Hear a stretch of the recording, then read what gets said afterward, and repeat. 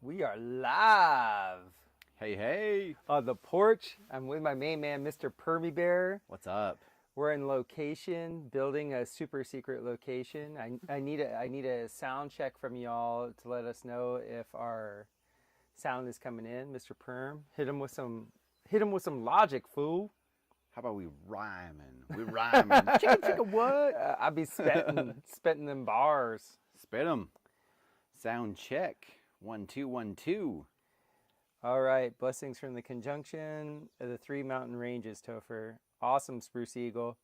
I need to know if our sound is coming in. Oop, something went wrong. Tap retry. Uh-oh. Can you hear me? Is there Cypher anybody out Bear there? coming in good. He says Nice. we sounds good. Sounds good. Thank you for that. So, Mr. Bowler Bear, sup? Oh, Bowler in the house. Bowler, dude, people are going nuts over the skit today. Yes. Nuts. I think I just posted it like an hour or so ago on my channel, and I think there is something like 26 comments already. Nice. Yeah. That's great. And we were down at the creek, and you'll never believe it, but the rocks are black. The water underneath is black. The snakes are black.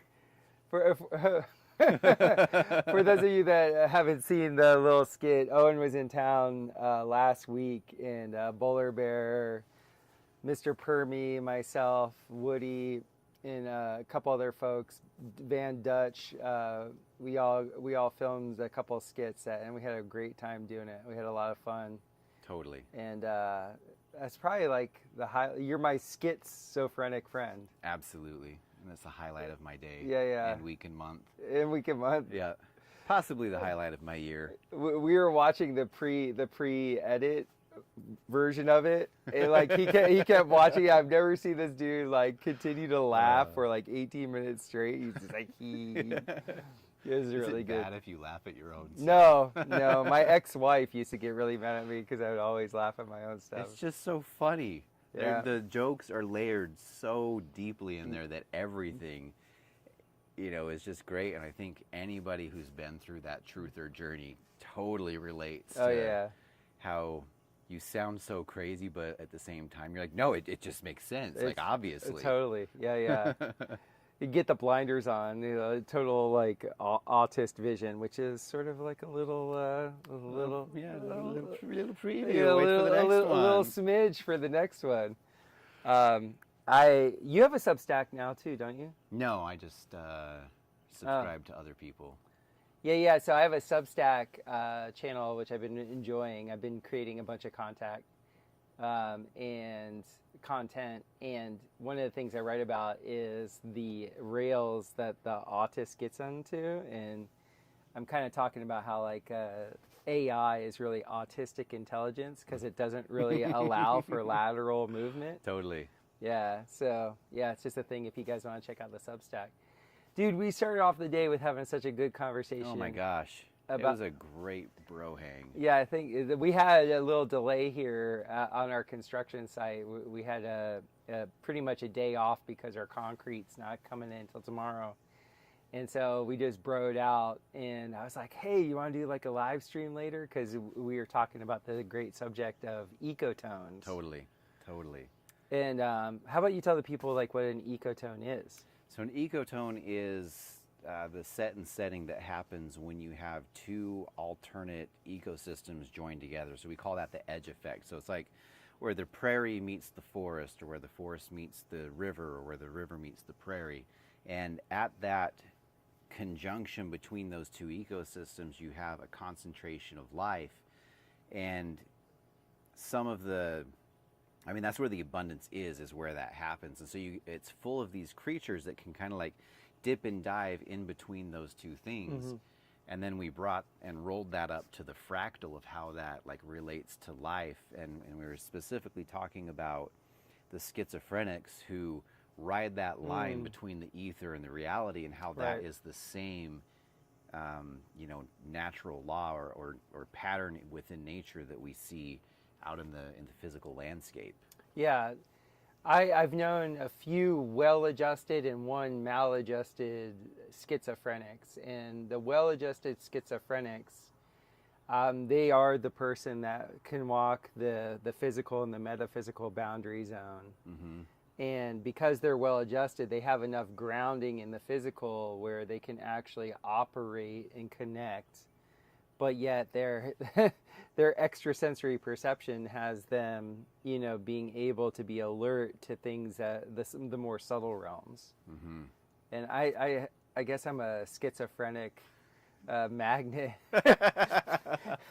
like, because you're that way, like with writing skits, like it's really funny, like you go into this other zone and like the way you process is really kind of funny. But then we also talked about the fractal of how that works with boundary zones, with like how life is analogous to learning how to have good boundaries, like good fences make good neighbors type thing. Totally. Because evil is that which does not actually perceive a boundary. Evil is that which will just supersede a boundary even if it knows it doesn't have consent. And this realm, for lack of a better term, I really think is where the soul comes to learn how to have boundaries, and then how to interact with everything else in its field, in its boundaries, in its essentially how all these boundaries interplay with each other. Totally. And I would say that just like the ecotone, that boundary is where everything comes. Like if you're thinking from a metaphysical standpoint, we had talked about, like, you have the forces of darkness and the forces of light, and they're like coming to meet at that boundary, and that's where the action is at. Yeah. And it's just fascinating when you really start to try to analyze and understand what the patterns are and where else they apply. You just start seeing all of these correlations where they may not necessarily be exact, but it's really the 30,000 foot view that you're like, oh, that's basically the same thing that's happening here. Yeah. One thing that's come to my mind since moving to Missouri that I never thought of from an ecotone perspective is I always used to think of the ecotone on a horizontal plane. But there's actually ecotones on a vertical plane too. Absolutely. And that's the whole thing. Like your boy Matt Powers talks about with the soil, and then like the Hamilton Outpost folks were teaching us like the differences in the grasses and what the savanna had relative to like now in the cattle industry, the type of grasses that they're using. And what they've been sharing, and you'll be able to elaborate on this more, I'm just going to make it real simple, is that essentially when you monocrop on the horizontal or lateral plane, you have a tendency to monocrop on the vertical plane. Totally. Your soil density gets less and less and less, and you don't get the vitality going down with the root systems into the vertical. Totally. You end up with a monoculture in the soil as a result of the monoculture above the soil. And if you're having a monoculture, you lose that other layer, right? So in permaculture, we talk about the different zones, and we talk about, vertical integration. You have, the ground layer, you have the shrub layer, you have the tree layer, and then you have the vine layer that maximizes that vertical yield. And I think that if you look at that from like the animal kingdom perspective as well, it's like there's a huge amount of biodiversity that you miss out on if you exclude that. Yeah. And I think, going back to that stratification that you see vertically and having an ecotone within that, again, at the base of the tree where your soil level meets your vertical, that's where all the energy is. You get all of the rain collection coming down the leaves. Through that dendritic pattern, bring that down to the trunk and concentrate it, and that's where like the moist soil lives. And then if you say, okay, well, what is that pattern and how does it apply elsewhere? I just came to my mind was social patterns, right? Is you have a stratification through the social hierarchy, the upper to the lower, and where those two things meet is where the energy is at. Oh, that makes total sense. That's where you would have the movement. And you also have that within the polarity of male and female. Totally. So it's all about boundaries and ecotones. Yeah. And where those energy paths cross. Yeah, and we see that in weather systems too. Like my friends, when I was coming up, they would used to make fun of me because I used to love saying the feeder bands, like when the hurricanes are coming in. Yeah. And so they'd be like, "Hey, feeder bands." That's great. And it's because, like, as a fisherman, as a young man, you'd be out on the ocean and you would see the squall line come in. Mm-hmm. And the squall line was the boundary between the front that was coming off the ocean, Mm-hmm. and then usually the warmer air, the landmass, right? Yeah. And they would hit each other out in the ocean, and then you would see like this rolling storm, and it was so ominous because you'd see it, and depending on where it was to you, then you would get this cool breeze Yes. coming off the water. Then you knew within 15 minutes you're going to get hit. Yeah. Yeah. And then the waves would start, and then the rain would come, and it was just like clear as day out on the ocean. Yeah. And it's that leading edge Yeah. that the energy's at where those boundaries are hitting. Yeah. You know, we ran into that both the day that we were packing up. No, I guess it's all the same day. Man, it's blur. Yeah. So the day we were packing up at home, I'm loading the trailer, and just as I'm finishing the last of it, I feel that cool breeze rush, and I'm like, oh, here comes the rain. And then sure enough, over the ridge, you can hear the getting louder and louder and louder. And as soon as it hits, it's just like, rah! And then when we were in Springfield, it was the same thing. We're in Home Depot, and I start hearing something. And as the boundary of that front came in, it was like 80-mile-an-hour winds. It was snapping trees in the parking lot. And that lasted for like 20 minutes. And after that passed, we had, an hour or two of like drizzle, but the energy had moved on from that system. So it's all that boundary layer is insane. There's so much potential there. Now, I'm safe to assume that you kind of believe in the law of correspondence between, heaven and earth. We were trying to figure out earlier, like, there's this Highway 44 in Missouri, and it kind of cuts, from northeast to southwest along the bottom part of the state. And that's also the corridor where you have all the tornadoes, just kind of run up that, from Joplin all the way up. And I bet you that there is a boundary layer, an ecotone between different types of earth, or different types. So maybe you have a lot of like diamagnetic material and then like a lot of paramagnetic material on one side. Yeah. Because in our area, it's very diamagnetic. We're over a lot of limestone. Right. But like just here, like where we were digging the other day, I mean, there's red clay, which is very paramagnetic. It was a weird, I don't know if that was part of the fill they brought in or what, but it was just this thin layer that was just like a ring. Yeah. So it makes me think that it wasn't part of the fill unless that was, just like one But big how would clump. they be able to put that fill down so evenly? Well, it wasn't at the back, it was only at the front. I know, that's what I'm But saying. yeah, unless it was like a big glob that like a dozer then like pancaked out. Yeah. Which I don't think. I feel like, I don't know. I can't quite tell if that was fill or not. Yeah. It was really different. So to do a recap, if you guys have never like listened to any of our material before, we have different substances that either will attract magnetic forces, which is paramagnetic. There's a wonderful author named Philip Callahan. Yeah, you see, Christian Cipher Bear. Oklahoma is known for its red dirt. No, I had no idea. Yeah. I thought it was just known for its red man. Yeah, going to Tahlequah the other day, you could see all the fresh cuts for the new builds, and it was like red. Okay. Yeah, super red clay. Almost like Georgia red. Nice. Yeah, it was really red. It wasn't orange. It was like, as far as red clay goes, it was red. So in my conditioning, my bias is that paramagnetic things are promote a chaos pattern, because even though they don't mind a magnetic field, they pull magnetism towards them. when the magnetism comes to something that's paramagnetic, it throws it in every direction. Then you have diamagnetic materials like limestone, and diamagnetism resists a magnetic field, so therefore it resists an electrical field. But when it does take it, it sends it in one direction. Mm-hmm.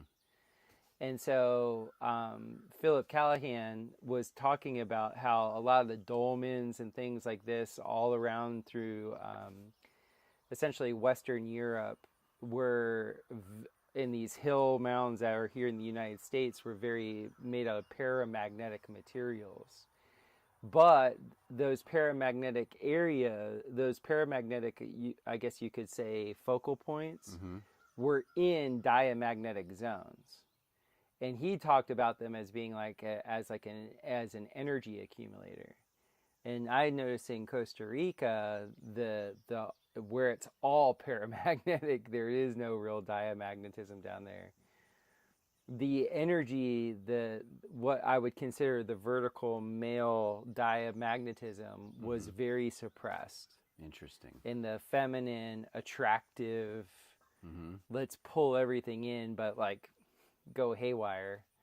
That energy, the moon energy, was very exalted. Mm-hmm. So I could only imagine if you had a boundary layer of the diamagnetic limestone. Yeah. Right It would there. act like, because when you have two dissimilar metals and you put them next to each other, they create a current. Mm-hmm.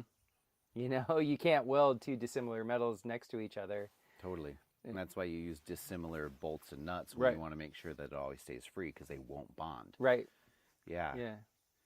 And Bowler Bear asked what the difference was, like what causes that divide or that divergence. And I don't know.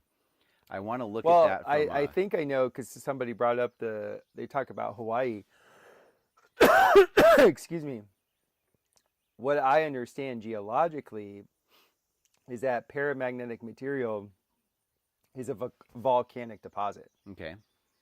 So like, Costa Rica had, at one time it had 8 active volcanoes. Now it has 4 active volcanoes. So when the plumes of smoke go up in the air, they're carrying tons and tons and tons of this material. And as it deposits, it creates rapid oxidation. Mm-hmm. So what I was told bauxite was aluminum silicate mixed with iron oxide. Okay. That's the red clay. It's a very young geological material. So it's like, once again, we have the boundary layer of young and old. Mm-hmm. Like you have, back in my day. Yeah. Well, and we touched on that this morning as well, right? That's why the grandparents, oftentimes, not always, are really good with the grandkids. Yeah, it right? skips a generation. Right. Is like, maybe that's too close of a boundary or too similar between the parent and the child, and you have a hard boundary in between the grandparent and the child, and that energy comes out. Like imagine your teenage years, you got that friction with your parents, Right. You're trying to break free, but your grandparents are always giving you that unconditional love, and they can see you for who you are because they don't need you to be a certain way. Right. Yeah, that's very interesting. This is like the type of fractal conversations that we get into. Red dust falling from the sky. That's right, Cypher. Yeah, there was a couple. I think POAS went off. It was kind of funny because when POAS went off in Costa, I had my old in-laws drive us, because we didn't have a car at the time, drive us to the top of that volcano. Dude, and I tried to get pozzolanic ash because I was learning about the geopolymers. So having these two boomers and their little RAV4 like driving up, and their crazy son-in-law is like, hey, let's get some ash. That's great. I can only imagine. This guy's crazy. What are we doing here? They just like that somebody was giving them direction to do something. As long as they could take their hands off the wheel, they're like, go for it. That's great. Yeah. You're like, I'm gonna make Roman cement. I did. I didn't mess around. But the thing about the pozzolanic ash, or the just any ash that is like a fresh ash, it acts as a binder. Yeah. And those binders are because they actually are either taking a hydrogen ion or giving it. Mm-hmm. One or the other. It's not neutral. So just in that, that's acting like an electrolyte. That's acting like a battery. Mm. If you think about it. Yeah. Because there's an exchange going on. If there's movement, there's electricity. Right. And so I could imagine, like, if the caldera thing is real, Mm-hmm. and, like, you know, old maps from the 1500s of the northern part of the United States border, the Great Lakes weren't there. Right. So maybe that there was some crazy caldera where the Great Lakes were. Mm-hmm. That goes, because we know we're on one of the biggest fault lines in the country, is the fault line that goes up the Mississippi River Valley. Yep. What's that called again? The New Madrid. New Madrid fault line. Yep. And so that fault line goes right up into the Great Lakes. Mm-hmm. Usually big fault lines are, they either initiate or terminate into a volcanic zone. Mm-hmm. And they have, by the way, you guys, you should research if you get a chance. Look into the first recorded, I'm not going to say the answer, look into what the first historical depiction of a volcano exploding was. I think you'll be surprised. I have to Google that. But what geology tells us is that some volcanoes, they won't just explode up. They'll actually they'll bubble up and then collapse. Yeah. You know, it's Yeah, like... it's that pressure release, like, I hate to use it like a zit, right? It's Yeah, like, yeah. Oh, Mackenzie's in. Let's pop that pimple. So that whole thing with having the Earth, maybe, you know, the Great Lakes were some sort of volcano, or maybe even out west Mm-hmm. in the Rockies, there was some huge explosion that deposit. Because down in Georgia, they have a lot of mountains that were once, they theorized that they were volcanoes, because Georgia and South Carolina, that's red dirt. Yeah. You know, and if Oklahoma has all this red dirt, Mm-hmm. and if their theory is even correct, Right. I mean, who knows? you know, that's going by modern geology. Yeah. But the fact of the matter is, aluminum silicate with iron oxide is oxidized iron to the point where it's no longer ferromagnetic. So ferromagnetic is the third type of magnetic material that we have. Okay. So whenever you have like a magnet on the back of your whatever, that's a ferromagnetic. So usually ferrous just means it contains iron, Right. which right. is conductive. Like ferrocement. Yeah.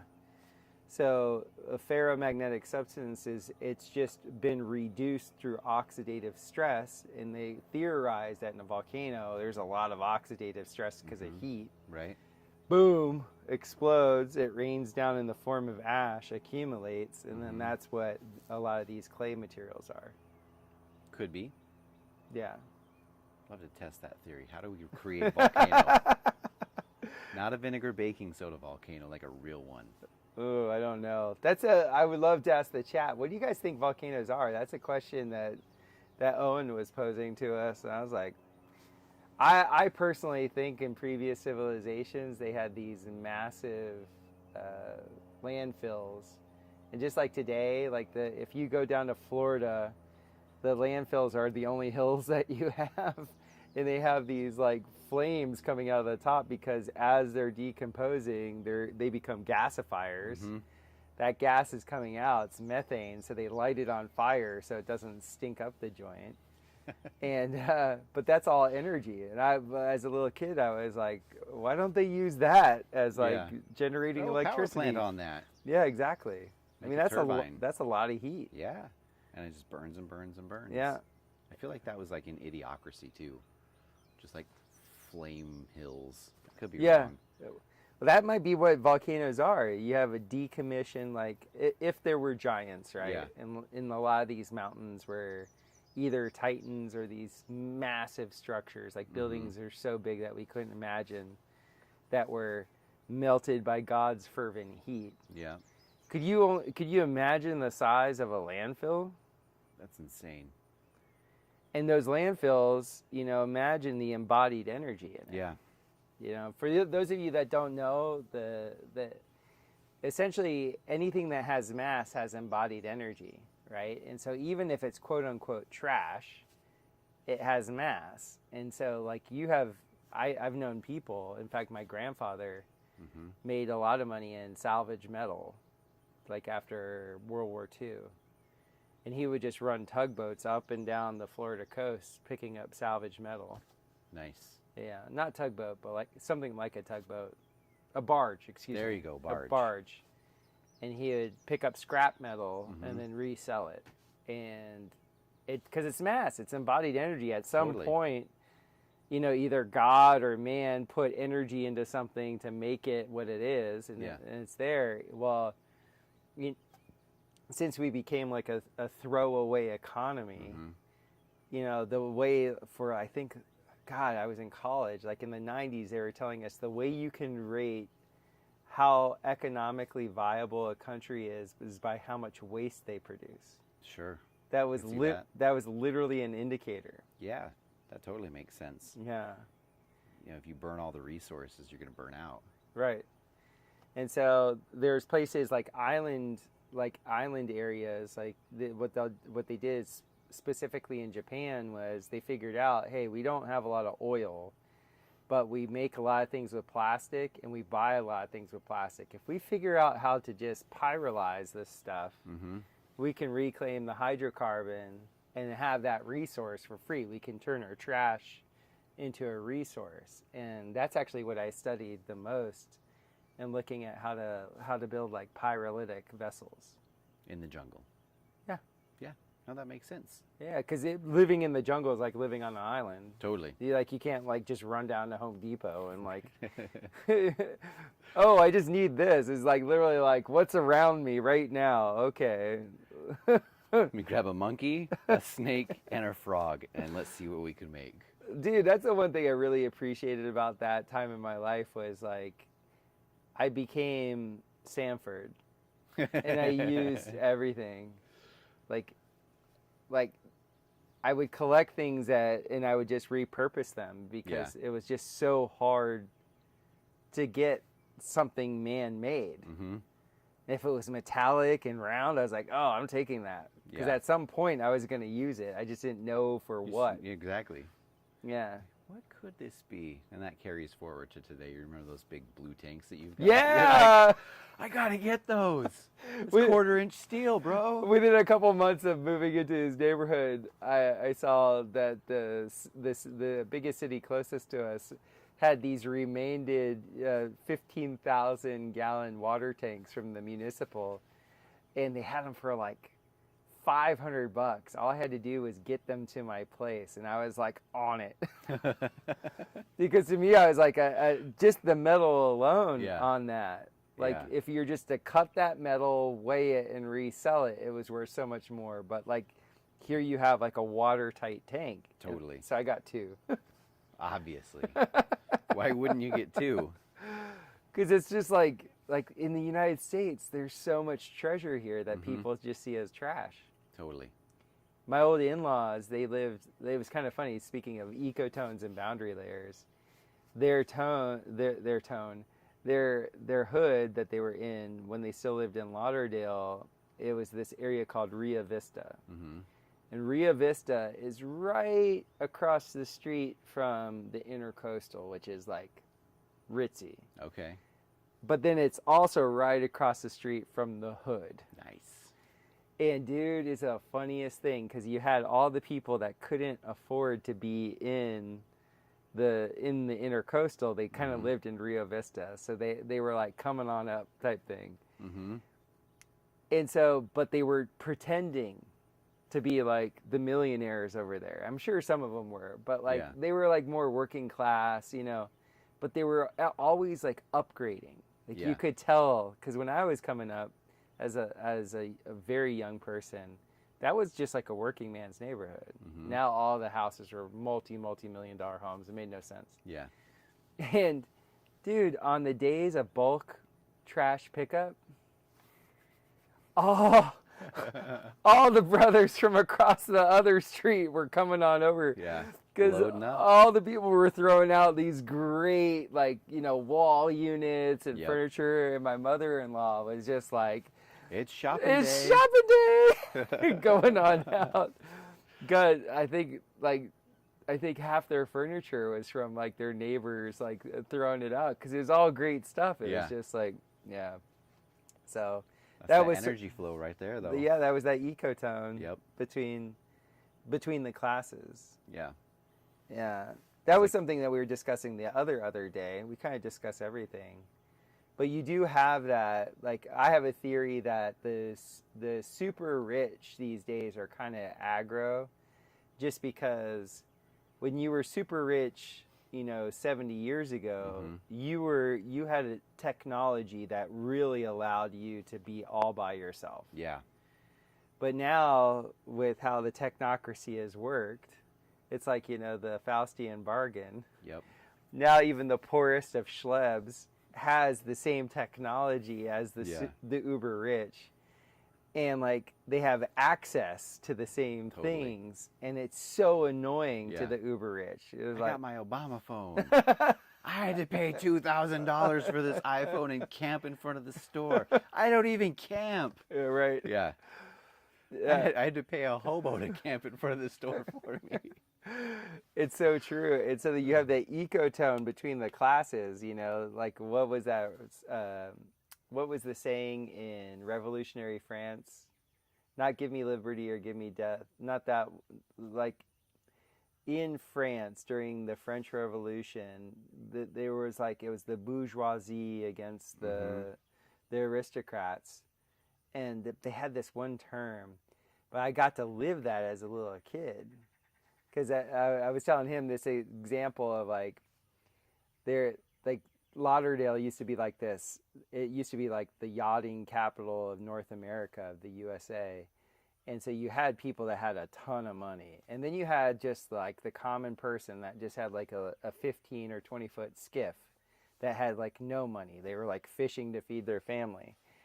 And usually where the power boats and power yachts would go, let them eat cake. Yeah, you would have the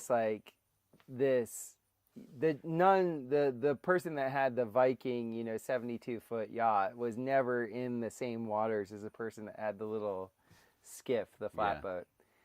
But as, loans and technology changed and everything like that, all these like exclusive areas that the rich would congregate and stuff like that, you'd have these like people roll on up in like some, pretty G'd out boat. A boat with spinners. Like, blaring like all the rap music and like having the girls dancing, and it would just drive the rich folk nuts. Imagine you're like listening to Vivaldi on your yacht, and you're like, all of a sudden, Lil Wayne comes up. Or better, you got Will Ferrell rolling up. It's like boats and hoes, boats and hoes. You're like, oh, exactly. I got to live that. I got to watch that. It was really funny. Yeah, so that's an ecotone of sorts. Where are you at? Like, you're a five father. Indeed. And being a five father, you get to teach a lot of life lessons. Yes. Have you had to, I know, like, siblings usually have like a lot of strife, especially if they're in closed quarters. I'm sure you're always having to reinforce boundaries and things like that. Constantly. Yeah. Constantly.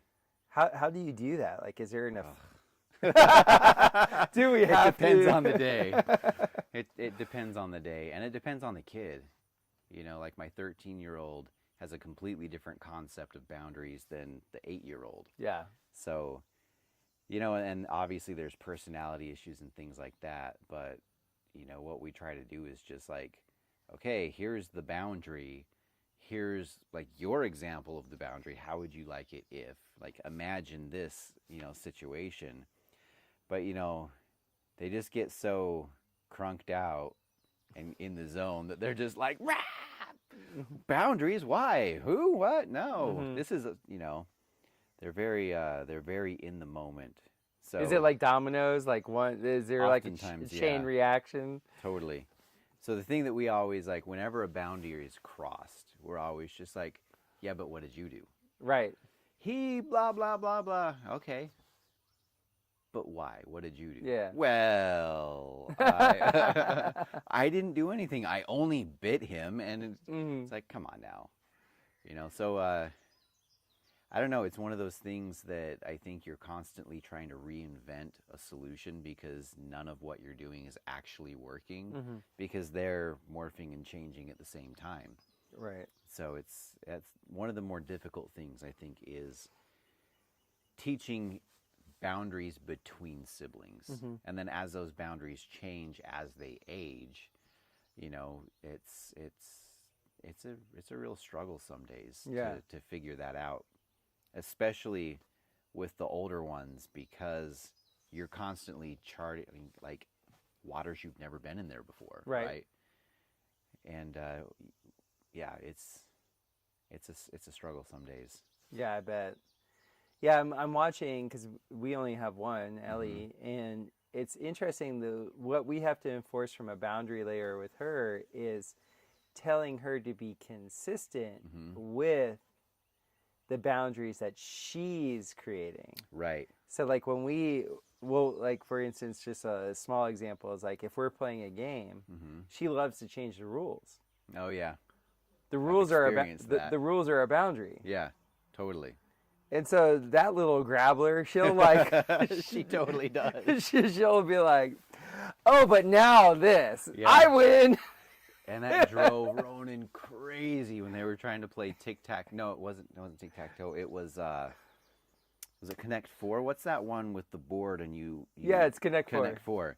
Yeah, he's like, reads the rules, and he's like, okay, here's what we do. These are the rules. These are the boundaries. And we do this, and she's like, I want to play. He's like, okay, you can play too. And she's like, and this new rule. He's like, no. That's not a rule. She's like, it is now. And he's just like, nah. Like, that's my daughter. It's melting so down. funny. He can't handle it. She's so like that. Like every time we play a game, she's like instantly modifying the rules so that she wasn't. We're like, we keep telling her like, nobody's gonna want to play with you. Yeah. Like if you keep doing that, like there's a agreed upon. Yeah. So now we'll be very clear with her about what they are, and they said, "Do you agree?" And she is so reluctant because she knows she's smart enough to know that she's like, "I'm about to consent to something." She's being hemmed in, and she's like, "Ah." Yeah.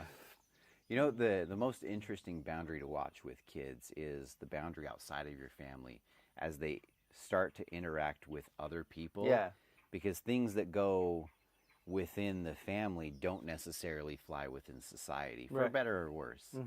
Like a big one is like that we really struggled with our oldest was the whole like cuddle hug thing, right? Because we're a very like close cuddly family. We live in a very small space, and so we're always on top of each other, and we get along really well. And so my oldest really, like, his love language is physical contact.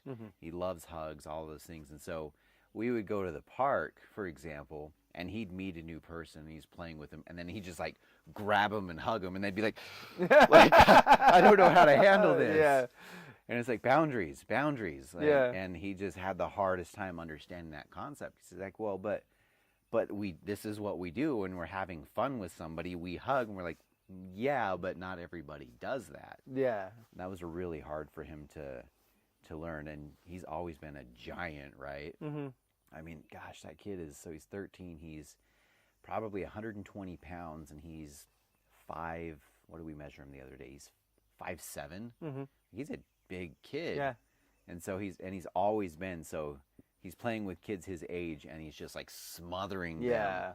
And he's like a wet blanket in that, like, he's just on you, and there's like this heft that you just can't easily He's move. like my golden retriever. He just like leans in. Yeah. Let me lean. We got a leaner. Totally. Yeah. That's a hard one, because when they're like a little love bucket like that, you don't want to... You don't want to turn it off. Exactly. Right? But you also, you'll see the look of terror on other people's face when they're just like, what's going on here? Because a lot of these kids that you would meet at the parks and stuff, or even either other old school families, like, you just have different family dynamics, and they may not be on that same level. Right. And yeah, it's been an interesting ride. Yeah, when we first met your family, I remember meeting like specifically Penelope Hmm. and Ronan. Oh, and they're huggers, both of And them. man, they were glommed on, and I was Totally, like, "Oh my goodness, that's so beautiful." totally. Yeah, Yeah, they're all. that's a wonderful thing. The Hmm. environment that you and Amy have cultivated, that they can feel secure Yeah, enough to do that. totally. Yeah, that's a beautiful thing. I think so. One of the things that we were talking about earlier was like the question was posed: do we think animals uh, are animals all instinct? That was a really fascinating conversation. And to me, that goes into the boundary question because if you're all instinct, do boundaries exist? No, I don't think so. No.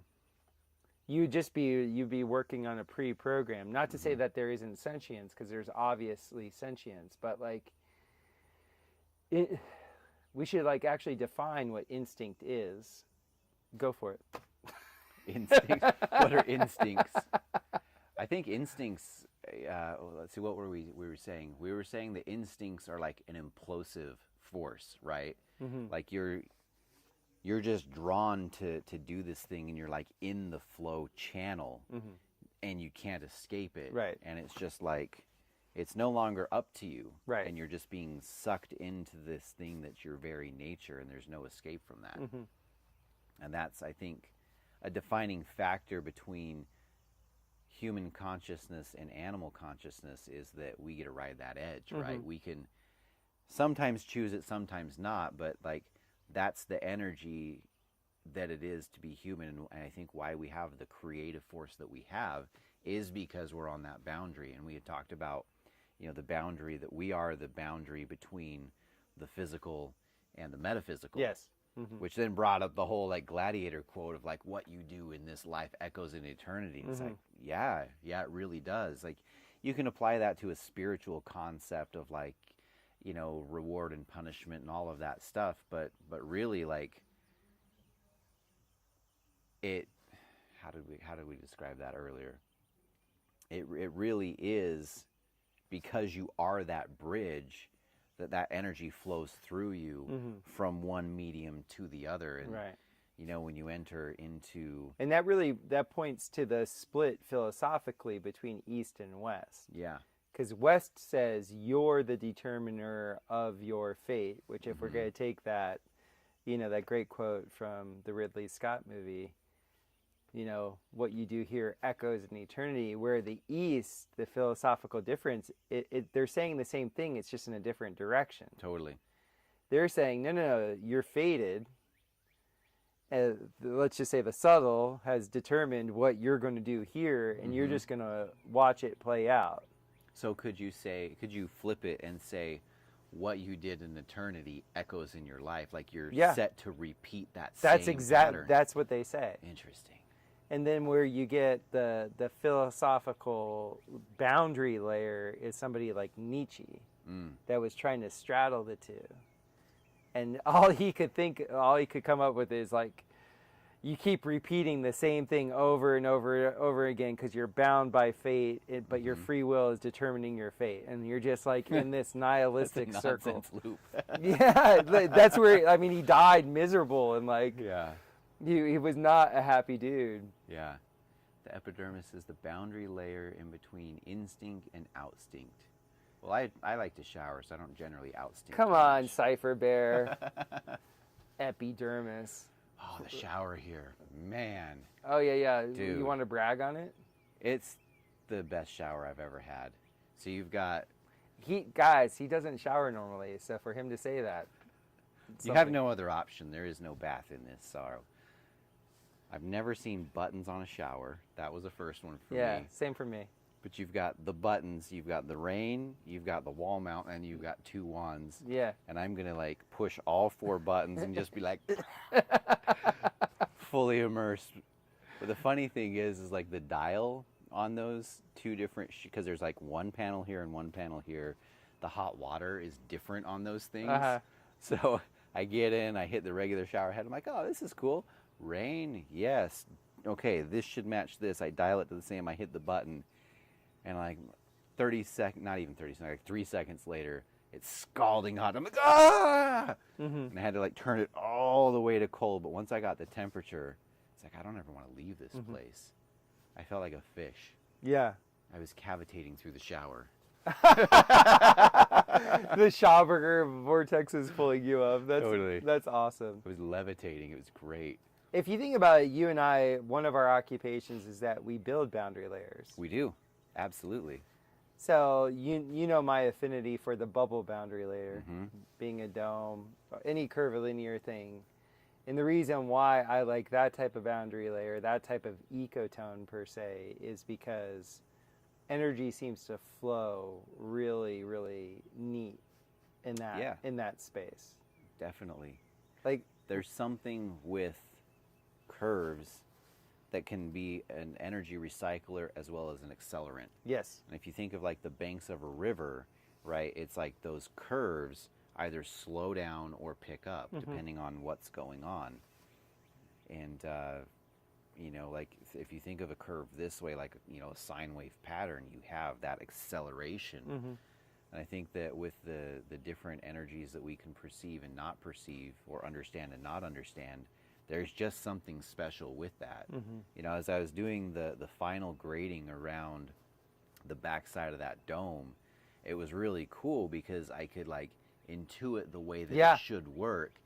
And but I didn't see it at first. It wasn't until, like, if I stood back and I could look at the landscape and I could be like, okay, well, it should be something like this. But then you climb in the machine and you put yourself in that energy flow.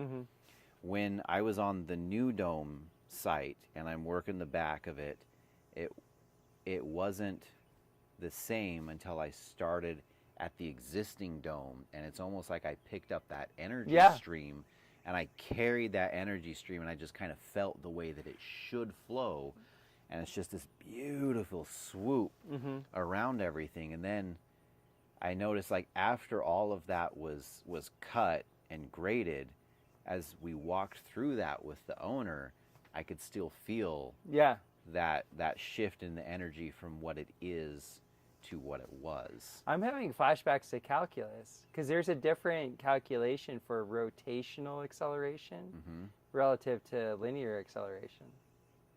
I failed out of calculus. There's a greater magnitude. And it's the same way like with kicking or golf or anything where you have to rotate to make contact. Is the person that can use their hips, whether it's golf or soccer, anything where you're rotating against something that's actually on one plane and you have a secondary plane that can rotate off of that, that's where the people generate a ton of power. So you could have like relatively small people, but they have the trick through their hips, and they're able to get that vector of rotational acceleration to really like crush whatever they're hitting. Yeah. So I wonder if you see the same thing as it hits those curves, that it's able to, you know, accelerate. Well, they do have that. Like, I always want to call it, it's not Bernoulli's principle. You know how, like, a venturi. That's exactly how a venturi works. Venturi. So when you have a nozzle where you have gas going through, and then it will crimp at a curved angle. Because that curved angle, it not only is it reducing the volume, so you have an acceleration, but the really good venturis, the rate of the curve creates a secondary acceleration. Okay. So when you have a burn that's happening at the end of the nozzle, it's super clean because your fuel to air ratio is what you want. Because you can just have gas going out and light it and then have a fire. Right. But if it has that venturi, you get a hotter fire with a lot less fuel. And it's because of that acceleration. Yeah, coming through the bell. Yeah. That's interesting. Yeah, so, and I think, and that's the way, like, Schauberger would explain how the streams and rivers wanted to, like, naturally go, is they wanted these venturis. They wanted these eddy currents they wanted where it would slow down and accelerate and Right. and dance and not be a uniform rate. Yeah. Yeah, and every time, speaking of eddy currents, every time you encounter that obstruction, you get the spin, and it accelerates, but it also moves. Right. Right. No, it's great. And there's actually a calculation that you can do that says it's this many degrees, and you can actually like steer the current, or whether it's air or water. I think Cypher Bear does that. Cypher Bear, when you're actually building your specific like little waterways, have you seen any of his waterways that he does? No, I have, and they're freaking awesome. They're awesome. Cypher Bear, do you actually like do you calculate those, or are you just kind of going by instincts? Like, how do you actually do that? Look, my girl's in the house. Whoop whoop. Mac Dog. I think is that Mackenzie? No, that's Marlo. Never mind. Oh. Man. I was like, oh, she said she was going to be watching, so hopefully I get to see my girl. Hopefully she's not watching like this. I know. Oh, she's a published author. Yeah. She's on Amazon today for the first time. That's great. Congratulations. If any of you guys have little kids, she has 3 books, and her books are actually about the boundary layer between heaven and earth. They're really beautiful children's books. So nice. I'm so proud of my wife actually, creating that and going through. Like I fell in love with her,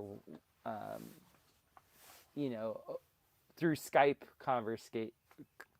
conversations across the boundary layers of thousands and thousands of miles, and our whole relationship started over the philosophy of like talking about this type of stuff. Nice. So it's that's way better than like, what bar do you like to go to? No, both of us were done with that phase of life. So that wasn't something that was even remotely in our consciousness at all, except for pink champagne on our wedding day. Did you listen to the song too?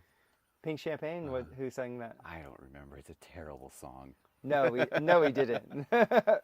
And Bowler Bear, I did not use the bidet, but we got here and we were looking and we're like, is that a bidet? And we had to He debate. acts like he didn't know, Bowler. That's total. He knew. No, but you know what I did notice on the toilet? It says there Toto brand, TOTO. So every time I go to the bathroom, I'm like, do. That's a nerd for you guys. Totally. So Cypher Bear is saying it's just instinct. The rock shape of the hole kind of dictates everything. Yeah, nice. I figured that. I got that feeling. And you're very good at the photography. Do you do the photography yourself, or do you have somebody else? Because the way that you're able to capture the angles on that and show like the pathway, like that's a skill. Yeah. It's really hard to get the what would that be? Like the energy flow. Yeah, you pick up the cannons really well. The cannon is where in the river bend you actually get the accumulation of energy. It's like like we're talking about with the once again I go from Bernoulli. What's the other one I was bringing up? I don't remember. The thingamajigger that accelerates there. I don't remember what it's called though. Yeah, I always forget. The thingy. The thingy. That there's an acceleration there, and they call that the cannon of a river. And like I noticed in a bunch of your streams that you're taking photos of, you were right in the cut where that bend would occur, and the lighting was just perfect. It was awesome. Bowler says, you know. You know. He wishes I knew. You know. Yeah, so it's kind of neat. I really find that boundaries, textures, as a massage therapist, I'm dealing with boundary layer constantly, all the time. And like one of the things in Ayurvedic medicine that they're very big on is like you actually like you really examine the epidermis, was brought up earlier, because the epidermis is a direct reflection of your God, your gut. So whatever your skin is, like however the hair is, however the pores are, like all those things, they really give an internal landscape. Interesting. Yeah. And wouldn't the fascia be a boundary layer as well? The fascia is right underneath. And the fascia is the memory sponge. Right. It's both the memory sponge of the body and it's also the antenna. So the shape of the fascia determines what information you can receive. So how do you reshape the fascia? Oh, there's or so can many. you? Oh God, yeah. Okay. I mean that's been my profession. I know. Okay, so you can manipulate the fascia. No, but you can there's bone setters. Like there's people that will get in there and totally re-engineer your fascia. Interesting. Yeah, like Haida Rolf, the woman that came up with Rolfing. Nice. Yeah. Okay. Yeah, you go through an hour and a half of being restructured. That sounds really intense. It's brutal. Kind of want to do it though. It changed my life. Really? Yeah, the first time I was Rolfed, I left the bomber and I was like, I was in my body for the first time. Because you were like up here before? No, I was beside myself. It's a funny saying. No, but there's like something to it, no, right? I was literally beside myself and I had no idea because that's all I knew. And then now I was like center in my experience. Mm-hmm. And it was like Fight Club. I was just on the guy's doorstep the next day and I was like, teach me, like, whatever you did, like everything is different now. Like Wow. It's all like I am having a different human experience right now. That's incredible. And he laughed. he was like, okay, come back next week. Because he knew I was just had started massage. Mm-hmm. And so, yeah. And it was like an immediate, like, you knew something was I different. knew, because he did his thing, and then I was on the table, and I got up, and it was so excruciating that all I did was laugh. Yep, been there. It hurt so bad. I was just laughing and laughing, so my gut hurt from laughing for so long. Mm-hmm. And then when I got up, I immediately felt lighter, and I was walking out of the room, and the secretary is like, because you prepay, and she knew I was the first timer, and she's like, bye-bye. And when I got in my car, I just had to take a second because I couldn't really drive. Mm-hmm. Like I just had to be I just had to gauge my surroundings because it was like a totally new experience. And then that night I catnapped. I didn't sleep, but I felt totally rested. Mm-hmm. And then you know how I am when I get convicted about something. Yeah. Because I have no what's it called? Ambition. Mm-hmm. So when I do have a hair up my ass, it's just because God gave it to me. It's just like there's nothing better in the world ever. Teach me. Did you get the chance to ask him if the beside yourself position is typical or if there's other? Oh, he said it's very typical. Okay. Because I had so many neuro problems from being concussed so badly. Mm-hmm.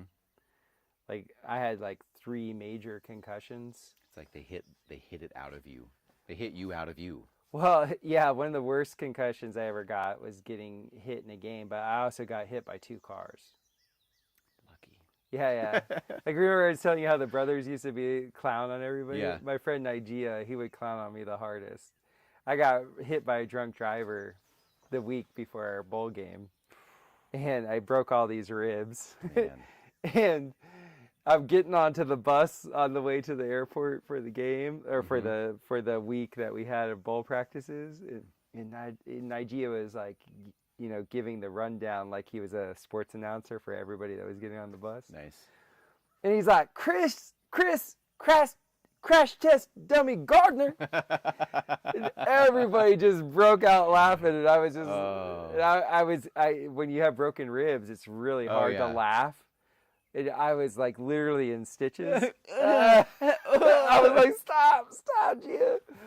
And no, that was hilarious. He got me really good. Nice. Yeah. So That's great. I didn't know you've been hit by 2 cars. Yeah, when I was 15. That was Mackenzie, actually. Oh, she hit you.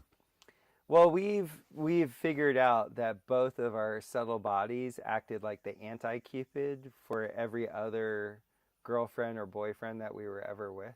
Nice. in our previous life. So our anti-Cupid self sabotaged all the other relationships. And that day I was riding my bike to go see Casey Yance. And Casey and I were having a torrid love affair. Oh boy. And let's just say Mackenzie didn't want to be a stepmama to any other kids. So she had me run over by a Mustang. That makes sense. Yeah. That totally checks out. She's like, he'll survive it. It'll be fine. What's crazy is that girl did end up getting pregnant by another guy that summer. I know, right? Dodged a bullet. Of course, all your football buddies would be like, man, it's no big deal. Seriously. I got 7. Seriously, Rodney would have been like, why are you waiting? I'm 14, Rodney. He's like, and? That just means you're behind. Oh, man. That's crazy. Totally. What was that? Oh, that's Mackenzie Elizabeth. Casey? He's fine. Hey, congratulations on your book. Yeah, I don't know if you heard, baby, but I was dapping you up with how great you are as an author. That's my girl right there. I'm so proud of her. Absolutely. Yeah, so the Anti-Cupid Bowler Bear, we should write a script on that. That's a great idea. Yeah, because it's a really funny premise. We've been on that premise for quite a while. Where are those bells coming from? Oh, there's a church across the street. Oh, is there? Like an old church house. Dude, there's so many old churches here. Yeah. It's really cool. It's beautiful down here, but it's such a weird thing. It's like you'll be driving and you'll see this hovel, then you'll see this like really nice homestead, and then you'll see a sign that's like property of the Cherokee Nation, keep out. Yeah. you just like using your Indian accent. I do. That's been the theme for like the last 2 hours. Yeah. Fire water. Coyotes say if you're still sober after 4 shots, try again.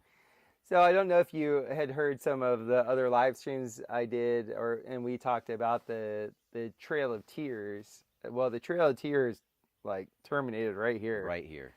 Like this. Literally. Here. This porch. This pouch. Yeah. I just realized we're porch monkeys. Yes. That's right. Oh, that's my woman. I love you too. So yeah, the Trail of Tears were the Cherokee Nation when they moved them like from the Ohio River Valley in the Kentucky area, what's now known as Kentucky, and they moved them across Illinois and through Missouri, and then they had the southern strain of the Cherokee Nation. They moved through Arkansas, through Fort Smith.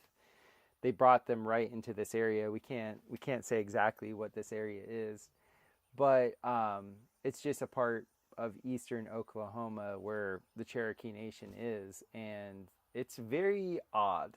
Yeah. The vibe isn't... It's an interesting vibe.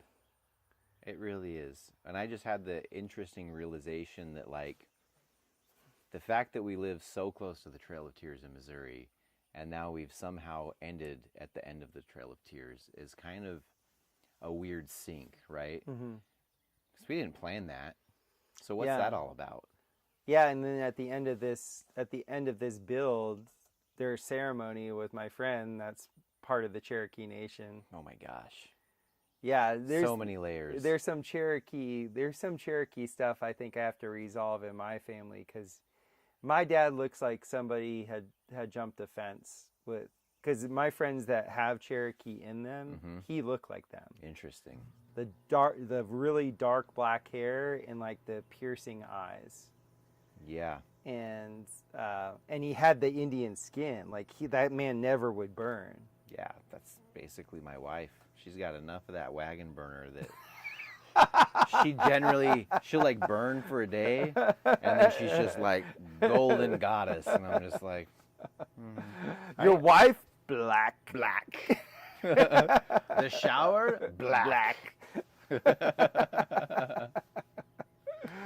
Oh yeah, Trail of Fears is right, Bowler. Man, it's interesting. Like when I got here before any of the guys got here, the crew, and I thought I was being watched, and then we heard that there was a bear. Yeah. Like the guy that we're building for you, he said he gave his son a piece to carry with him because there was a 8-foot tall brown bear Yeah. That's Probably the bear was a black bear, but that was brown. Bowler's The bear was black.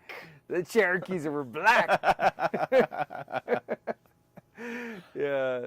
If you guys get a chance on my regular video feed for the Biocharisma channel, there's our latest skit. That's what we're referencing is the famous bowler bear has one of the best bits as being So the good. Honorable Malcolm Gladwell of Muhammad. The third. The third. That was awesome. My favorite part about the black skidding is all of when we got into the fictional characters. Yeah. Shakespeare was black. Yeah. The moon, mulatto. Jason Bourne was black. Schizophrenics, I'll tell you. Schizophrenic. I'll tell you what. And I love that in that I'm wearing a shirt that says "Skits are my life." Yeah. Like it's so great. But back to the Trail of Tears and the Synchronicities. You know, it just is like the theme of my life that now that I've really been paying attention the last few years. It's so cool to see the path of progression that you find yourself on. Like I never would have thought that we'd be here together building domes in Oklahoma, concluding the Trail of Tears, which I mean, when I say I'm close to the Trail of Tears, like the main path, I'm like within 5 miles. Like Yeah. it's close. Yeah, definitely. And then to wrap like this whole trip up too is the Summer of the Monkeys, which apparently nobody's read because they're all stupid and gay. But I remember reading that as a kid, and I was like, bro, and it was set in the Ozarks of Oklahoma, and that anchored that in my consciousness of like, one day I will be in the Ozarks in Oklahoma, Summer of the Monkeys style. And I'm like looking around here as we're walking down to the creek today, I'm like, there's monkeys in these trees. Like, and it's cool because you have all the vines and like everything that you would think of when it comes to jungle. And so I'm like, this is why the monkeys love to get here in this fictional story. Yeah. But it's just all of these like things coming into the flow state that's become my life, right? That and we had talked about, you know, that cavitation, the cavitation of your destiny that's just like sucking you along. Yeah. And it's a powerful force, and but not at the same time. It's completely effortless. Yeah, yeah. And it's so, I love this life. It's so fascinating. It really is brilliant. Like I had just moved to Costa Rica, and my friend Kevin, who's part Cherokee. Ooh. Oh, Andrew Jackson, you say? That's cool. That is cool. Welcome, Spruce Eagle. We're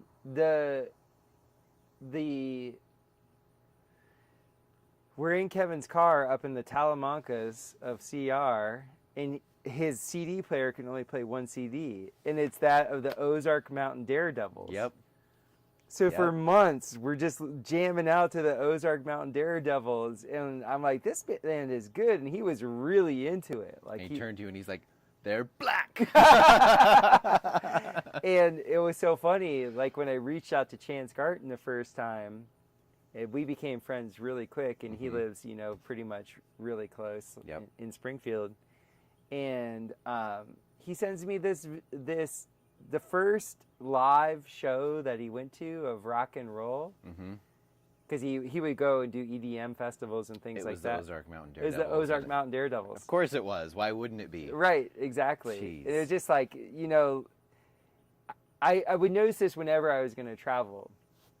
If I was going to a different country where the predominant language was different than English, a couple days before I would go, you know, leave, I would start seeing that language in my oops. Yep. I would start seeing that language and hearing that language in my surroundings. That's interesting. It was always like God's going, okay, here you go. Get ready. Yeah. Get ready. It's coming. And it's just like, because I really think God is gentle. Totally. And I see that in people's astrology, because like we were talking last night about Pluto and like the you come in with a soul grouping. Because if like you were too dissimilar to the other beings that you came in with, that would be too much of a shock. Yeah. Because you're a spiritual being trying to be physical. You're trying to learn what boundaries are. And you're trying to like navigate the world of boundaries, and it's tough. Totally. Just like your kids want to hug everybody. Like there's like, why rules for thee and not for me? Like all the rest of it. And so God will bring you in with a generation where all the outer energies are very, very similar. The specifics are different because we're all different. Right. But the outer things, the things that kind of like are the bookends of you, that you can all kind of understand each other better. Totally. That's an interesting thing that I haven't verified, but I perceive that our gracious host, like, we have a resonance immediately. Yes. And it's that we have similar interests, and yes, we're here building and all of that stuff, but there's something different, and I really think that it is the time in which we were born. Yeah. Right? There's just that, like, I think we're basically the same age, and so you just hit that resonance of like, oh, you get it. Like, you know what you know where I'm coming from and how I perceive the world through the macro lens. And then we have, all these individual unique traits, but it's just that vibe, right? And I really think that you can pick up on that vibe when somebody's come from the same, signs in the stars or whatever. Whether that's the micro where you're like, oh, I'm Sagittarius. Oh, so am I. Or you were born May 15th. I was born May 15th, right? And I just keep saying it's so cool.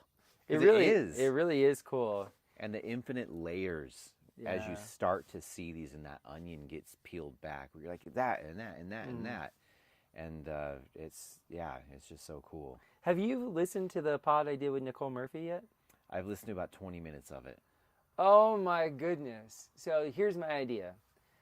I'm going to combine her stuff with Tom Sherman, the guy who did the calendar, the sun. Yeah. Well, she's done a calendar, but where her calendar shines the most is with the moon. Okay.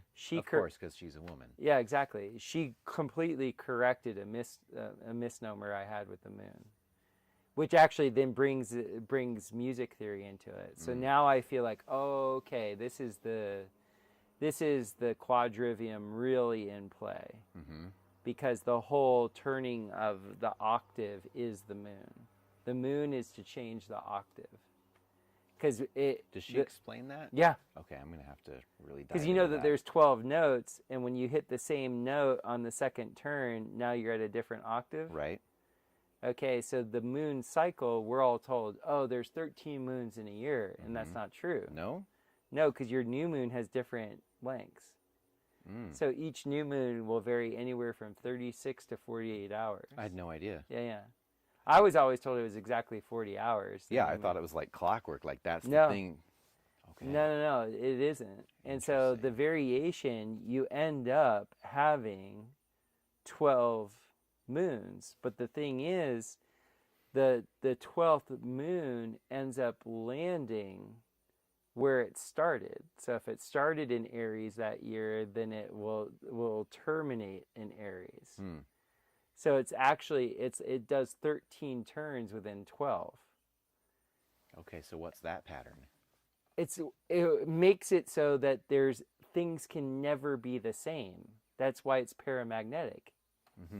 Because paramagnetism is like symbolically teaching you about chaos.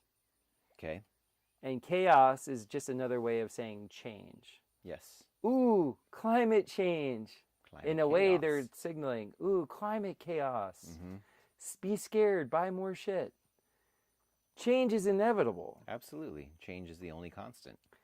The sun is extremely consistent, but the moon is not. Right. You'll see the moon in different phases, different sizes. You'll have the sunrise crescent. You'll have the sunset crescent. You have all these things. The new moons varying different times. The sliver of the first crescent relative to the last crescent changes in times. Like, it's nuts. Yeah, I haven't looked into the moon that much. That's kind of blowing my mind. Yeah, and she's done a really good job of mapping it. So what I want to do is I want to take her moon genius, overlap that into Tom Sherman's 5 seasons, and then combine the secret language of the birthdays. Because what the secret language of the birthdays does is it just essentially gives the algorithm for each day. Okay. And I just started to do it. I just started to map it, where there's something between the boundary layer between the sun and the moon that creates these characteristics. So last night I was talking about the 3 guys that I knew that were born on May 15th and how they all have a propensity to let's just say spread fertility, to be fruitful, and to not necessarily multiply, but just in They're that just fertilizing. It's and they all come from very different backgrounds. Like they have some similarities, but you can't say it's cultural. no, It's there's something more. It's that day. Yeah. And I had told you about my friend Dave, who I'm not that's sure. right, your I'm not friend. sure it was the 15th, but middle of May. Yeah. I can't remember when, but yeah, middle of May. And it was like, why wouldn't you go on 6 dates in a day? Right. Like, who does that? I know, just nuts. Yeah. Yeah, and so it's really funny. I have a favorite coach in the NFL because he has my birthday. And I notice he has the same strengths and weaknesses that I do. His strengths are he's hyper innovative and like he rides that edge of like inspiration almost to the level of recklessness. I call it retardation. The line between inspiration and I retardation. call it suboptimal IQ. Just to be, but his weaknesses, his teams will lack discipline. Because you can't be overly disciplined while you're innovating. You can't. Right. It does. Those things are mutually exclusive. So he'll coach the number 1 offense, but they're maddening to watch because they could be so much better if they were just disciplined. Yeah. But you can't. And that's probably like his argument, like, but if you like this about me, I can't do that. It was so funny. I heard in an interview, I literally heard him saying the words I was thinking. He said in an interview, he was talking about the beauty of the game. Well, that's the March 6th archetype is all about adoring the beautiful. Yeah. And he's just like, there's a beauty to when everybody executes and the pattern shows itself. But beauty is expensive. And I was like, I've literally had that exact thought. Totally. And I like, it's that day, that resonant pattern of that day. And for a funny thing is, we had the same birthday as Shaquille O'Neal. Yeah, and he waxes hard on the beauty. Well, no, the 2 times I met him though, like I'm a 5'9" white dude. He's a 7'1" black dude. But we resonated. He's like, "What's up, Topher?" I actually met him on our birthday. That's awesome. I was working at a steak restaurant that he liked a lot. And he came in and I just introduced myself. I'm like, Shaq, it's my birthday too. And he's like, oh, he gave me this big old, like my whole hand fit in his palm. He's like an Ozark hand guy. Exactly. Like, dude, that's nuts. That's that boundary layer, man. Yeah. And like, there was like, because I think he's 1 or 2 years older than I am. But I Shaq in my birthday. I want a steak. Dude, he was a lovely guy. I gotta say, he tipped well. Black Yeah. people usually don't tip well. No, they don't. And he was like very, very generous. And that's a sign that like the March 6 people, when they love you, they're like, take it all. Well, I've noticed that with you. It's like you get that generous streak where you're like, the Jew part of you is like, would you be interested in buying a stainless steel biochar retort? I'm like, absolutely. And then it's like, here, I made this for you. And I'm like, hey, all right. Yeah. But going back to boundary layers, I don't know if I brought this up, but the Ozark hand thing reminded me. For those of you who don't know, who aren't fortunate enough to live in the paradise that is called the Missouri Ozarks, but don't come here because it's horrible. The men here that have been born and raised have massive, massive hands. I don't have small hands, but I don't have large. Like, it's a large, right? Yeah. I have strong hands. Yeah. And my neighbor Harold, who has since passed away, I have never felt more like a woman than when I shook his hand, because it was just like, and my hand was like gone. Yeah. Like, I really felt like when you shake a dainty woman's hand and she's like, you know, I was just like, whoa. And there's so many big, big dudes here. And way back in time, you and Owen had talked about how it's the concentration of cold that causes bone growth, right? And I was like, whoa. The epiphany that I had at that point is like, this is why there's so many giant men here, is because you have and this is the boundary layer. We have in because not this, we're in Oklahoma, that area of Missouri has the largest divergence in temperature, the biggest temperature swings in the continental United States. We will go from, one year when we lived here, we went from -10 one day to 70 degrees, like within 48 hours. These huge swings. That's the boundary layer. That's why when you come to, in my opinion, that area of Missouri, there's just this energy. It's special. It really, to me, is the land of promise, where there's something unique about it. And I think that it is because it is the boundary layer between those things. It's also why we see the weather that we see, is because it is the boundary. And I think that's why the men grow so big. Oh, they're huge. Is the concentration of energy that happens at that boundary layer.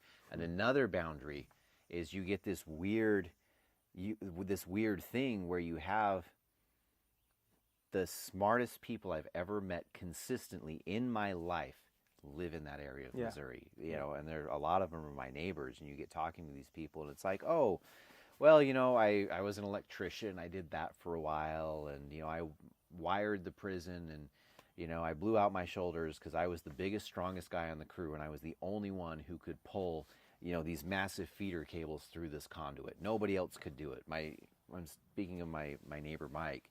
He's like, and then when I blew out my shoulders, I went into to get an MRI, and they wanted to figure out what's going on. I couldn't fit in the machine. It's like I wasn't fat. My shoulders were so broad they would not fit in the machine. Yeah. And I'm like, okay. And he's like, so after that, I ran an HVAC company, and we did that. And then after that, I decided to move to Utah, and I got into the oil and gas industry, but not just any oil and gas industry. No, I was in the pipe reclamation business. So when they are drilling their well or fixing a well, and they have a pipe snap 300 feet below the surface, it's my job to go get that. And so he's like, I need to know fluid dynamics. I need to know, metallurgy. I need to know, goes through all of these things. And he's like, and I was the boss. That was I worked for the guy who stayed back at the office. I ran the crews. I ran the show. He's a foreman. And he's like, and I drove, 3 hours a day to go to these sites and da-da-da. I'm like, who are you? Yeah. And then I show up on the scene, and I'm like, yeah, permaculture this, permaculture that. He's like, oh, that makes sense. I totally understand what you're saying. And then we have these crazy in-depth conversations till 3 o'clock in the morning. And I'm like, and then it turns to every which possible way that you can imagine. And it's again, I'm like, who are you? Why am I here? How did this happen? Frequency is location, man. And it's, I think, just reinforcement of that concentration. And then you look at Colt Hamilton, right? Yeah. Another phenomenal example of a giant dude who sounds like the most backwoods, drawl, and the smart as a whip. Yeah. And just a command of not only just his area of expertise, but he's like a Renaissance man. You you never know. And he's like, yeah, you know, cars are kind of expensive and government surplus is cheap. And so I went and bought 2 of these giant trucks, and I didn't really like how it was configured. So I cut them in half and I put them back together and like what? It's just, I really it's all about the boundaries, man. It really is about the boundaries. I really like Colt. Yeah. We talked for 2 hours about the rocket mass eaters. And he knew the whole shtick, man. Like, and who would think that a dude in Texas County, Missouri would just like know, right? He has no reason to know. Well, the thing I found and the thing I helped humble me was when I lived in the backwoods of Central America, a lot of those non-educated people, because they're always interfacing with nature, and it either what you're doing works or it doesn't. Totally. And like when you're on a farm and you're a farmer, it has to work. Yeah. Like you're gonna figure out, necessity is the mother of all invention. Like you're gonna figure out how to get the water over there. Yeah. You just are. And I found that's the real type of intelligence, is the type that can be applied. Absolutely. Not all this hypothetical mumbo jumbo that's in a book. Yeah. So Cypher Bear is asking, Topher, can you speak on the boundary layer that people call the cusps, such as the cusp of Leo and Virgo? Ooh. Yeah, so this is a great question. I'm dealing with a client right now that's really going through it because she's a cusper of Cancer in Leo. And those two do not play nice in a way. So the Leo Virgo cusp is, there's this wonderful philosopher that had this saying, and I'm speaking specifically about the Leo Virgo cusp. His saying was that only the ripest fruit will fall. And what he was talking about is only the ego that is the most developed will actually be humiliated. Ooh. And in that's the Leo Virgo cusp specifically. The Leo is here to be seen. And it's just the tendency, it's human nature in a way, especially in the little season that we're in, that when you receive attention, there's an inflation that occurs. The ego grows. And a healthy ego is an ego that does not mind attention. It's an ego that actually invites attention for the right reasons because it has something to show. It has something to express. So it's just like the sun. Like when the sun is in the sky, it's always seen. Like you cannot not experience the sun when it's in the sky. But if you experience too much of the sun, it burns you. Well, Leo is naturally, it's ruled by the sun. It's the only sign that's ruled by the sun. And it will burn you if you're around it too long, because that constant outward energy that's going out, if you're not ready for the amplitude of it, you'll get sunburn, unless you're black. But no, like with that energy of the amplitude and the intensity of it. Now what occurs is it transitions into Virgo.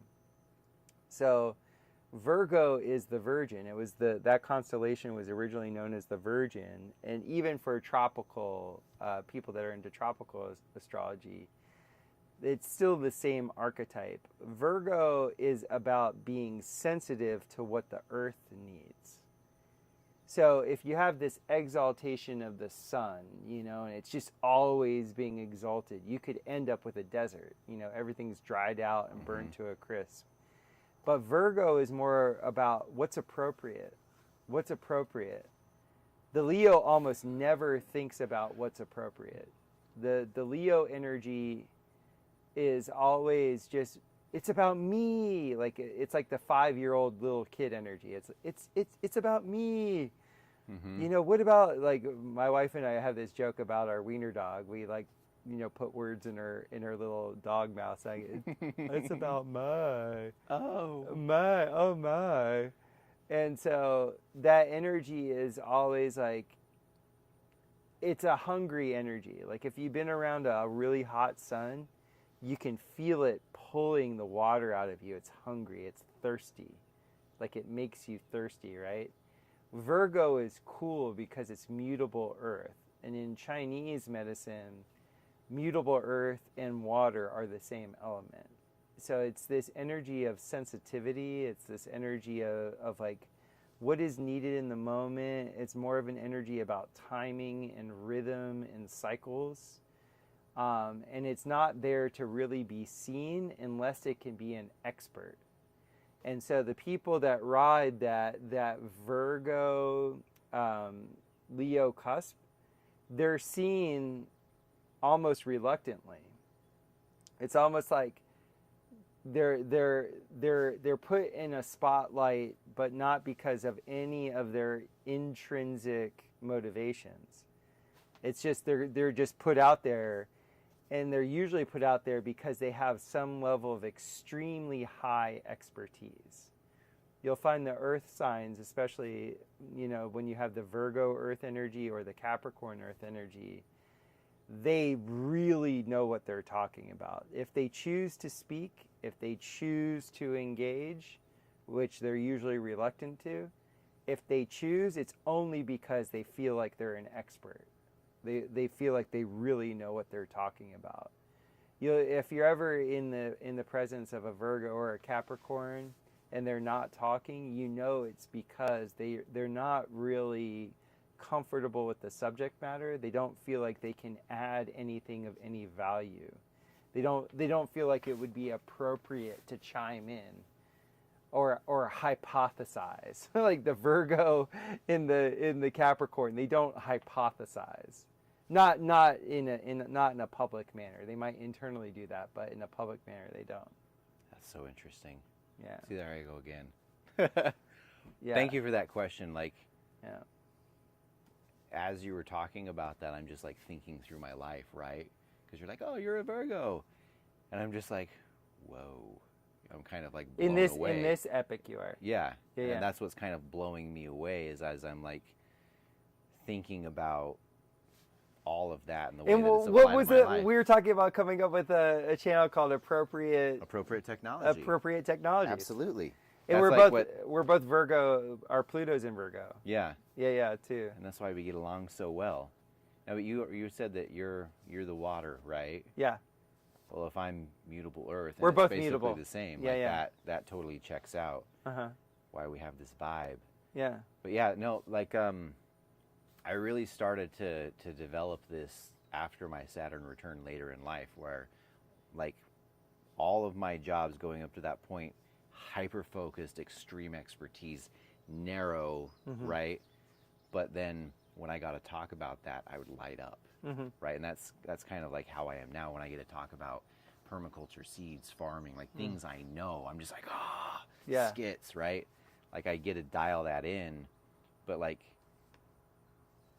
this morning when you're talking like all the astrology stuff, I'm silent because I don't really know that much about it. I'll ask pertinent questions, but I'm not hypothesizing. I'm like, No. I don't know. No, it's all. Cool.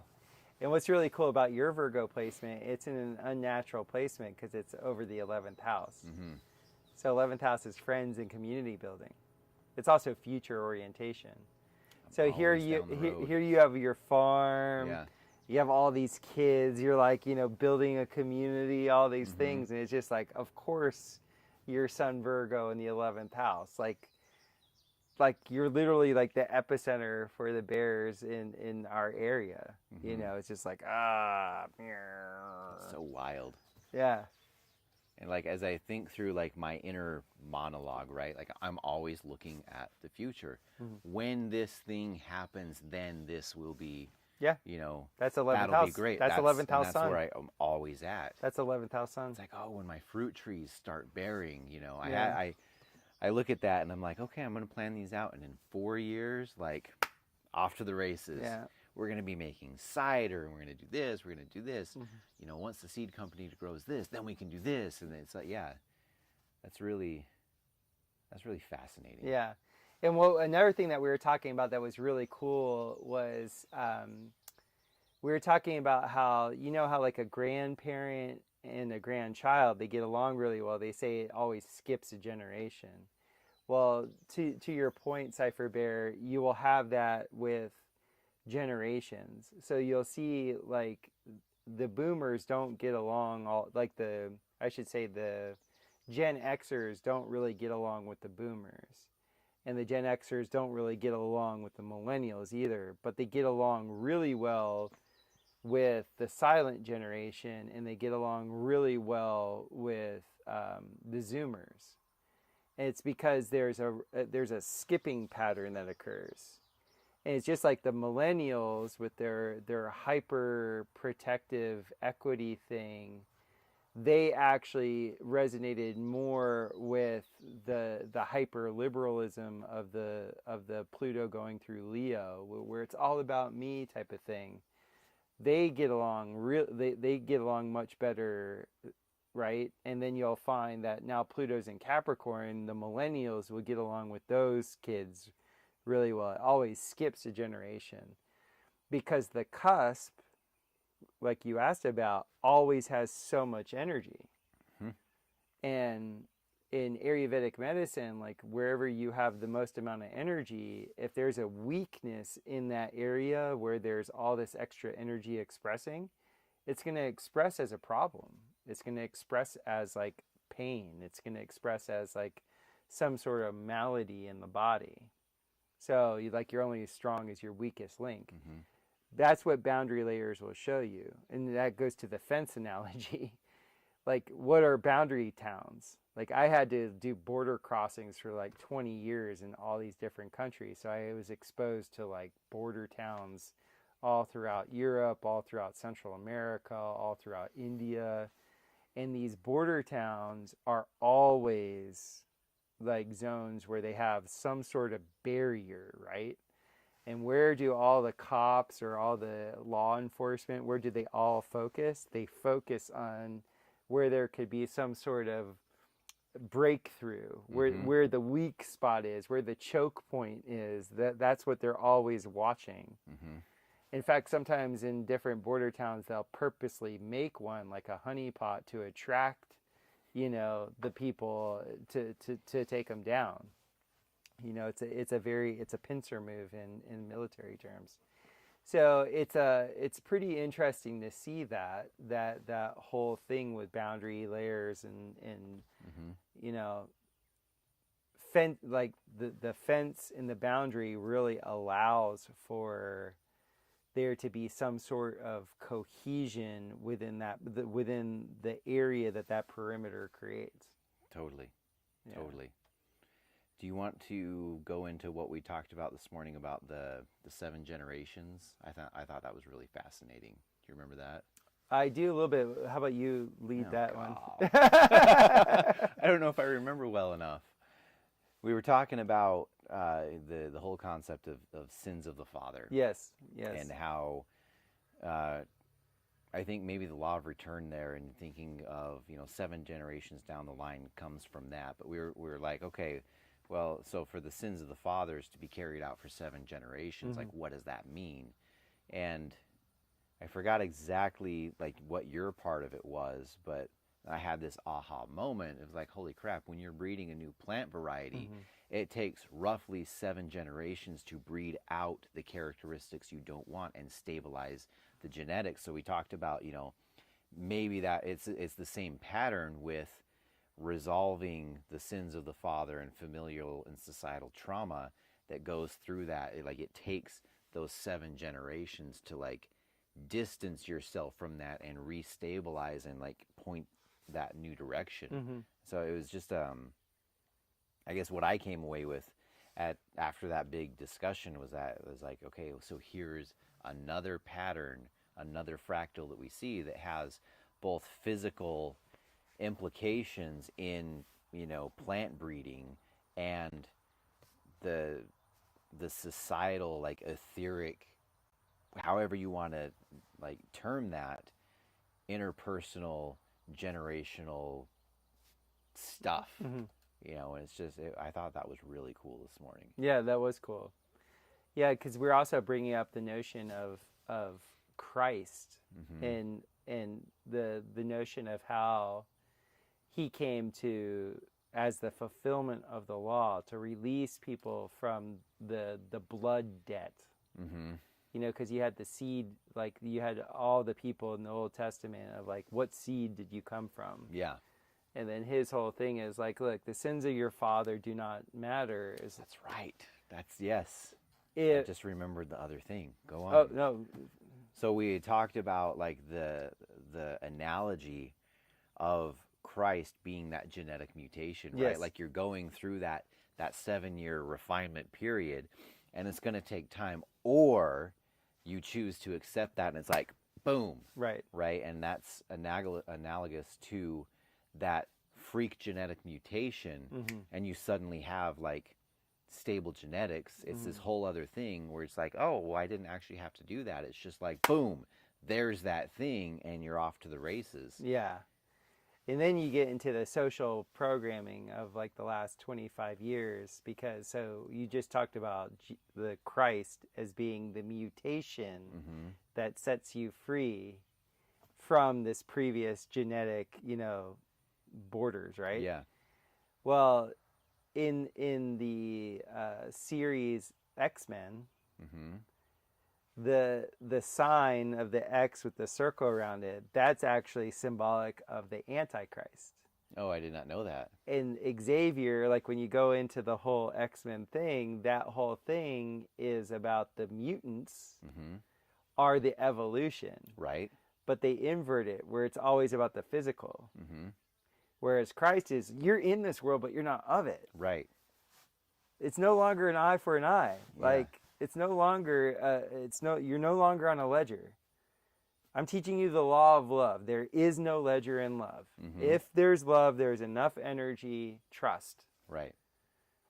And that eye for an eye thing, you're in the fucking Nietzschean circle forevermore. You'll never get out of it. That's what I saw in India. Oh, you're an untouchable forever and ever and ever, and I'm just better because I'm a Brahmin. Right. And it's gonna be like that forever. Yeah. So just grin and bear it. Yeah. No. The Christ is that mutation, and I'm not reducing it down to only a physical thing. I hope you guys are smart to understand that. But like you said, to use the vernacular, it releases from the bond of the blood. Yes. Anybody, anything could be redeemed, because he said in his ministry, you were to go preach to the creatures also. Oh, I did not know this. Oh, yeah. He didn't just say men and women. All right. He said the word creature. Well, Bootsy Kitty's getting an earful. That's right. I've been around animals that are receiving Christ. Oh, totally. Like now that you point that out, like, yeah, like my cat has that. Snakes don't. Right. They're evil. They're evil. Polar bear, this guy is a snakeist, bro. Totally. The snake is black. Who's saying Virgo's the master race? That's funny. Snowy mountains. Oh, who's the mutable water baby? Who's the other Pisces? That's cool. Totally. So Stellar Realms, that's so interesting. I am 29 degrees Aquarius. You and I are very similar. So you have enough innovation in your mind, like you have the natural future orientation because Aquarius rules the 11th house. But then you're starting to get those super subtle energies of Pisces where you're like a hypersensitive. It's a very interesting thing because there is no bigger gulf between two of the signs than between the hyper intellectual Aquarius that can't feel feelings; they're just thinking feelings, and then the super watery, like all I do is feel Pisces. I'm a puddle. Yeah. When you talk to like a real Pisces, like my wife, everything is I feel this, I feel that. Everything is like their movements start to be like this, like. They're like in a current of water. It's an amazing thing to see. That's awesome.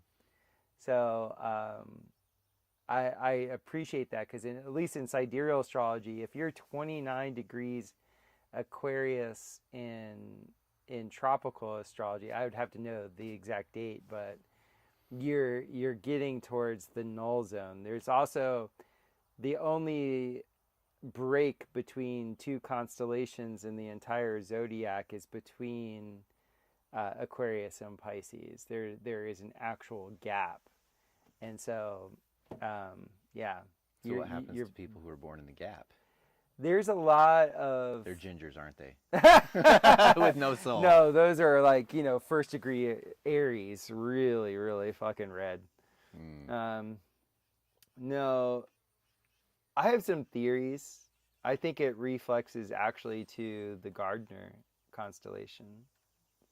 I feel like Cephas. you just made that up. No? The Gardner constellation. It's me. No, like up near Ursa Major, there's this square, this box, and depending who you ask, like there's a lot of different ways it's talked about in the Bible. Like if you look at it from astrotheological perspective, the Greeks called it the Gardner. I've never heard of this. Yeah, it's very interesting, and it's right above Cephas. So you have say the sun, the ecliptic's going this way. And you have Aquarius, and then you have Pisces, and there's a gap. But that line, if you were to draw a line right between the two, it goes up into Cephas and then the Gardner. So and the Gardner's also like the channel for that. Everything's always pointing to the center. Okay. Is always pointing to Polaris. At least from my orientation, I treat the whole zodiac like a compass. Okay. But it's all referencing the center. It's like, how does this energy go from outside to inside? So when you're actually reading a chart, that's the way you're looking at it. You're looking at the constellations, which are the furthest away, and the energy is going in, and it's concentrating to the center, which is you. Yes.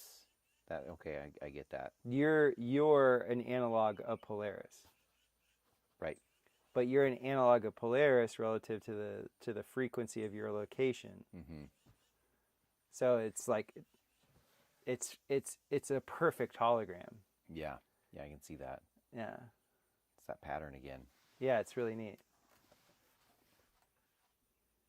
The gross informs the subtle. Like it's the same. The subtle always informs the gross. Okay, whatever. one of those things. Oh yeah, a lot of times when Mackenzie and I will be talking, and she'll be getting mad at me because what I'm saying is the same thing that she's saying, but it looks different because we're coming from totally different polarities. Yeah. And it's like I'm uber male, like solution oriented, like we're going this direction for that. And then she's uber female and feeling and not looking for any type of solution, just wants to be heard in whatever. And if our timing is off just a little bit, then I'm like this and she's like this. It looks like we're going in opposite directions because we've passed each other. You've passed convergence. Right. So it's so important with the timing of knowing your partner, of like, especially if you have that really good heterosexual polarity working, is that the majority of miscommunications is just you guys are saying the same thing. Exactly the same thing, and you got, because there's love involved, but just because the timing is off, you miss the convergence point. Totally. Yeah, I see that happen as well. Like the times that Amy and I will have disagreements, most of the time we're saying the same thing. Yes. But we're not saying the same thing because the timing is off. It's like it's not syncopated. It's like yeah. It's like, no, this. It's like, no, that's what I'm talking about. No, but yeah. That's interesting. Awesome. Permie. I feel black. How you are look black, Mackenzie.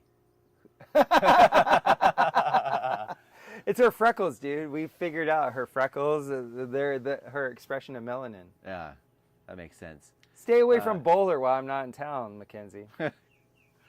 Pigs are doing good. We farrowed 6 weeks ago, I want to say. Huge litters. And we were talking about that today too. When we raise Kuni American Guinea Hog crosses. Lard. They're called lard pigs. They are. Like both of them are lard pigs. Straight lard pigs. Like 98% lard. Yes. And 2% bone. The only time I ever got this guy, I got him so good. I got you so You did. You got me. To be fair, I was dealing with Aspergian gamma. That's true. So I was a little overly That's true. And sensitive. I didn't know that, by the way. I didn't know I was dealing with Aspergian gamma yeah, either. I didn't know it. Could you define for people what Aspergian gamma is? He was a spiraling, hateful little bastard. Yeah. He's the one that is like, he does everything wrong. He's never done anything right, ever. Literally everything. And yeah. So he was already on me like, well, my pigs are better than yours, blah, blah, blah, blah. And like, I cut up those piggies and boy, they were nothing but fat. So I'm like, and this, like, I'm learning at the same time that he's trying to poach my milk customers and trying to poach my pig customers. Mm-hmm. And so then he had just like complained to me about how much fat the pigs have. And then you come in and you're like, yeah, it was like basically all fat. And I'm like, oh no, I have an unhappy customer who's also my friend. What am I going to do? And, yeah. I'm sorry. I would not have done that if I would have known. No, it was good. If that vector was there. It was great. No, it's all a growing opportunity, right? Because you get a chance to check your emotions. Yeah. So it was good. So anyway, so we get these pigs, and we're reading on the internet. It's like, they have an average of 4 to 6 piglets each litter, 2 litters a year. So I'm doing the math. I'm like, okay, so we're gonna get 3 sows and a boar. That's gonna put us in a good number of piglets, and we should be good to go. Well, the internet was wrong. I know that's hard to believe. What? I know. You asked AI, didn't you? I should have. That was the problem. No, you did ask AI. I didn't. This was before AI was. Oh, okay. Yeah. Before AI was readily accessible. So we farrowed like 14 piglets and 16 piglets this year. This last litter from like. So we're swimming in piglets. Unfortunately, when you have that many piglets, like they have a tendency of dying. So like we have less than that. But we're still like loaded with piglets. And I don't even know what day it is. Wednesday. Whatever day we left. Wednesday. Whatever day we left, we woke up at 6 o'clock and ran out the door to castrate pigs before we came here. So I understand everybody's fine. It all went well. They're thriving. So yeah, pigs are doing good, and I can't wait to eat them. I want to eat some. I have a pig for you. They'll be Is ready it in really the fall. fatty, juicy one? It will be. They will be finished on our forest. So I love food. Is Angela gonna get some? Because I know Maybe. she wanted some. Maybe. She asked Amy about that the other day, so we'll see. Yeah, because she has so many acorns. Her acorn forest. It's insane. Yeah, I'm gonna bug her. Angela's my neighbor. And for the uninitiated, the best pork you can have in the world, hands down, is nut finished pork. And so these pigs take a year to raise out. So we have our fall piglets that then finish in the fall. And when they go out to the woods, they just eat to their heart's content. And it is the best pork in the world, literally in the world. Like if you get hyper specific on, I think it's prosciutto, it's specific breed of pig in a specific region, and it has to be finished on acorns to qualify as prosciutto. I have to say, in Spain, the best pig I ever had was finished in that. Absolutely. That oak. What was it? The cork forest, which are oak trees. I didn't know cork was oak. Yeah. That's cool. Yeah, and the lardones. Oh my God. Oh. Just heaven, and it costs nothing. Yeah. You're eating like the best olives in the world, and the lardones, and they have table wine. It's so inexpensive. Yeah. And that's God's gift of abundance to us, and that's why I love, like, animal husbandry. Is I'm able to, through the animal, take something that I'm unable to consume directly, and I'm able to alchemize that into the best quality food possible. Mm-hmm. You know, look at like the milk. Like milk is such a huge staple in my diet because it's a whole food. It's literally complete. And so if you're doing organic raw milk from, grass-based pasture-fed cows, it's like the best. Perfection. And then same thing with the pork. It's like, it's the best. They take these acorns that we generally can't use or don't want to use, because I guess you can cook with acorns, but then they're able to transform that through their body into the most succulent, delicious, nutrient-dense food that there is. And I still stand by, pigs are God's most delicious animal, and that's why the Jews are forbidden from eating them. It's a punishment. Schnitzel. Schnitzel. There's the no Germans were right. They were right. And there's no schnitzel at NASA, as we learned. Yeah. We understand. We understand who's running that ship there. Absolutely. So guys, we're about to sign off. If you have any questions, if you want to do any super chats, we're all about it. We got a lot of things going on. We're on a remote build in an undisclosed location. Let's just say the end of the Trail of Tears. Yes. It's an exciting project because we're erecting the biggest permanent installation star dome that I've done. 42 feet. 42-foot diameter. So this won't make any sense to you. Let's just say the main chassis members of this thing are 66 feet long. And 6 inches. And 6 inches. Oh no! Ah! Yeah. Yeah, so we're trying to figure out the mechanics of what type of crane or boom that we're going to operate to be able to counter lever over our 4-foot high stem walls to be able to lift it under tension and to peg it into place. So yeah, because we need something that can get roughly 26 feet is the minimum. Yeah. So we said we need it to go 30 feet high so that we can get it up.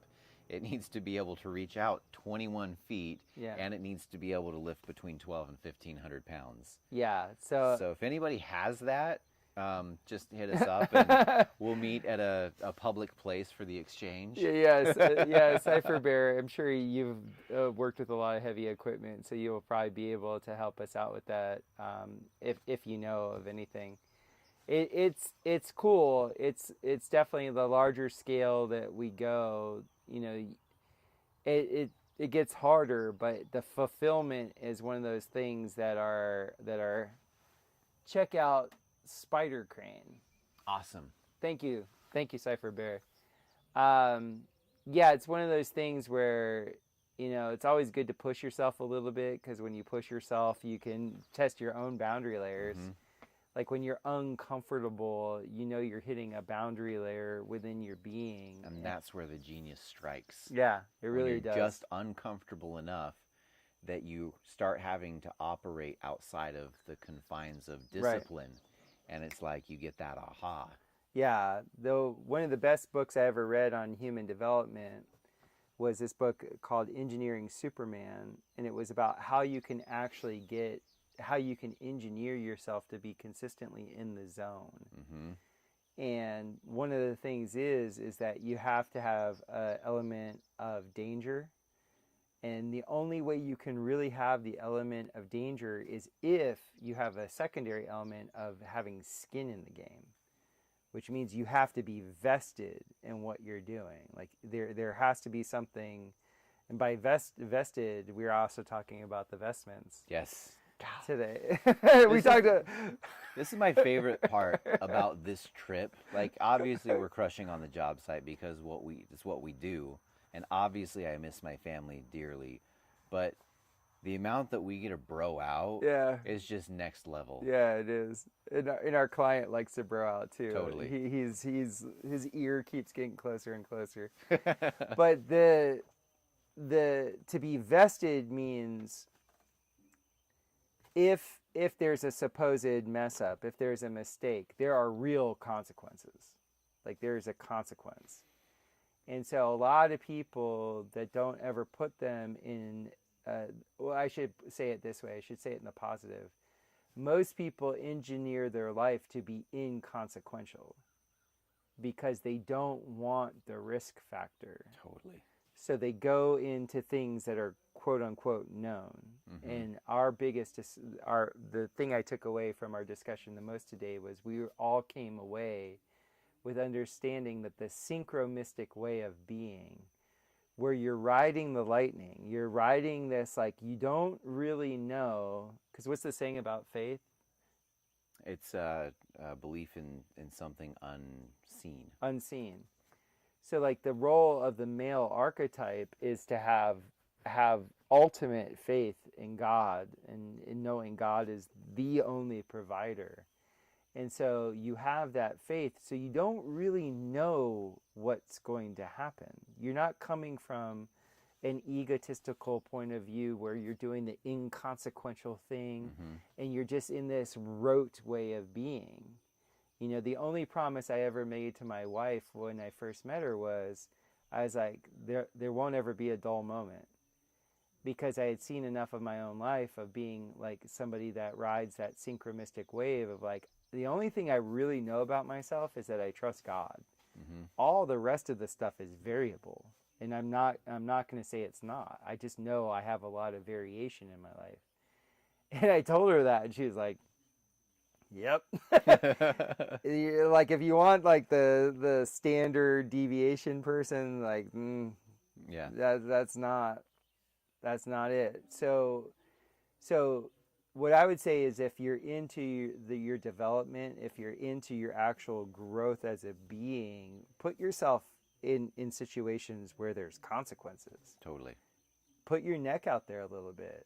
Like, do it. Like, actually, like, do the experiment where you might lose all your money because it didn't work out, or do the thing that you can feel like you're compelled to do it, but you're too scared. Like, just, I'm not talking about, by the way, like pursuing, vices. Like, that's not the type of doership I'm talking about. Yeah, don't put it all on green. Come on. Let it run! Not that. But by the way, the people that are gambling addicts are people that in their regular, normal, everyday life, they're being inconsequential, but they're trying to ride the lightning. And so they do the, like with their discretionary income, they want the risk. They want to feel it. And they're just like, well, you can do that. You can just live that way. But the best way to live that way is to humble yourself and to know that you don't know what the F is going to happen. Absolutely. You really don't. You cannot predict scenarios. All the prediction modeling stuff that, people say AI is going to make a simulacrum of you. Get out of here. You never know the outlier events. There's no possible way. Nope. You can't look, I cannot look back at my life.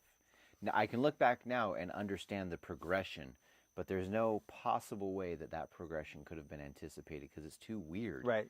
It's impossible.